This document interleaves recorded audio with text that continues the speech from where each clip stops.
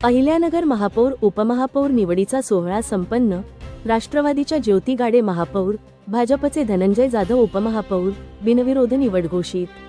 अहिल्यानगर प्रतिनिधी अहिल्यानगर महानगरपालिकेच्या महापौर व उपमहापौर पदांच्या निवडीची औपचारिकता आज पूर्ण झाली। महापौरपदी राष्ट्रवादी काँग्रेसच्या ज्योती गाडे तर उपमहापौरपदी भारतीय जनता पक्षाचे धनंजय जाधव यांची बिनविरोध निवड घोषित करण्यात आली। निवडणूक निर्णय अधिकारी तथा जिल्हाधिकारी डॉक्टर पंकज आशिया आणि महानगरपालिकेचे आयुक्त यशवंत डांगे यांनी अधिकृत घोषणा करत दोघांचा सत्कार केला।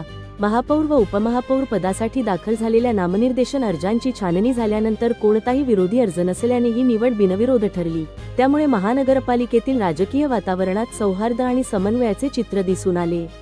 निवडीची घोषणा होताच सभागृहात टाळ्यांचा कडकडाट झाला। यावेळी जिल्हाधिकारी डॉक्टर पंकज आशिया यांनी नवनिर्वाचित महापौर व उपमहापौरांचे अभिनंदन करत शहराच्या सर्वांगीण विकासासाठी समन्वयाने काम करण्याचा संदेश दिला।